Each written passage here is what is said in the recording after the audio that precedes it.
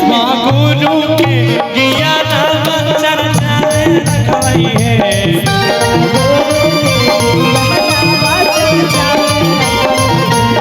शिवा गुरु के ज्ञान चर्चा में रखवई है।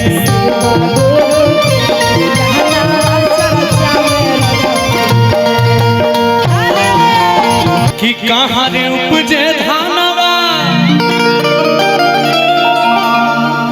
के कहा बजे धानवा आ कहा रे बजे सोनावा ए कहा रे बजे सोनावा कहा रे बजे हो शिव गुरु के ज्ञानवा। इसमें भी झुमटा है, जो चल रहा था वही आएगा, झुमटा ही आएगा। बोले शंकर भगवान। अब देखिए ये हमसे कह रही है कि कहाँ उपजे सोनवा, कहाँ रे उपजे धनवा, कहाँ रे उपजे हो शिव गुरु के ज्ञानवा। अभी हम इसको क्या समझा रहे हैं, क्या बता रहे हैं कि सुनना। अरे खेते उपजे धनवा कि सोनर घरा सोनवा, अरे सोनर घरे सोनवा चर्चा में उपजे चर्चा में उपजे। जैसे हम लोग भी अभी शिव जी का चर्चा ही कर रहे हैं, ये भी एक चर्चा ही हुआ। आएगा कि शिवा गुरु के ज्ञान चर्चा में उपजे।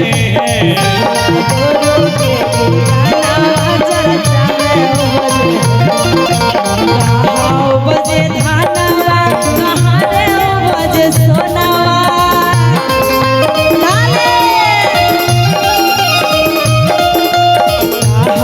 बजे धानवा कहाँ रे बजे सोनावा कहाँ रे बजे सोनावा कहाँ रे बजे हो कहाँ रे बजे हो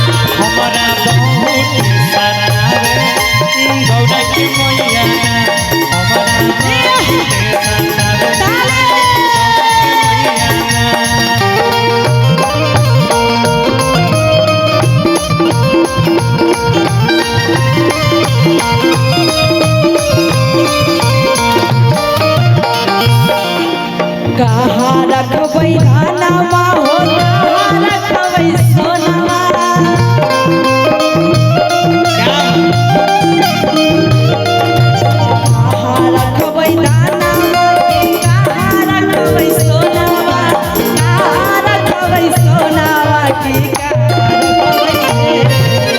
एक मिनट भैया हमारे ये बम जो है बहुत जोश में लग रही है। आप आ जाइए जरा स्टेज के नीचे आ आगे आ जाइए। जाइए। स्टेज पे नहीं आना आपको, बस लोग बगल में आ जाइए, मेरे बगल में। उधर जाते हैं तो थोड़ा तब भीड़ हमको हो जाता और है। जोश मिलेगा। आ जाइए ना प्लीज, आ जाइए, आ जाइए, यहाँ आ जाइए, बस यहाँ आ जाइए।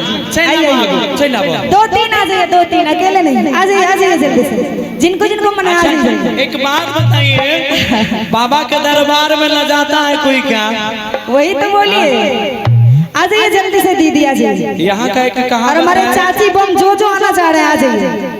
तब से हमारे चाचा बम थे, भैया बम थे, अभी चाची लोग भाभी बम आ रही है। आइए आगे आ आइए। जाइए और डांस करना एकदम से झूम के।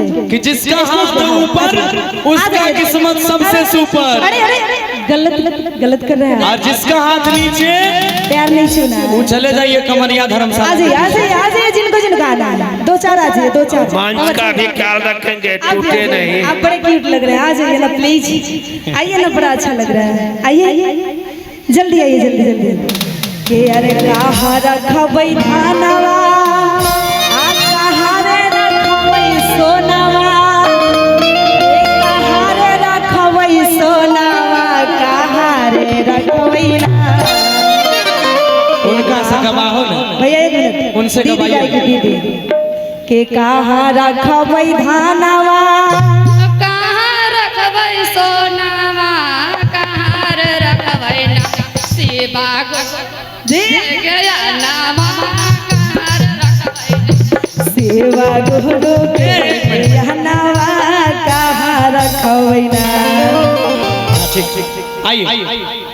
कि घरे रखबै धानवा, डांस अरे कोठी रखबै धानवा, कि तिजोरी रखबै सोनवा, अच्छा अरे तिजोरी रखबै सोनवा, चरचा में रखबै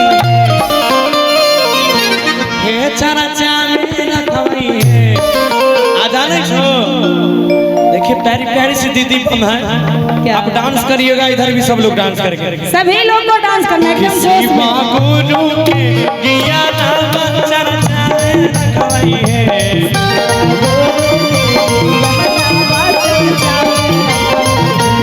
शिवा गुरु के ज्ञान चर्चा में रखबै हे।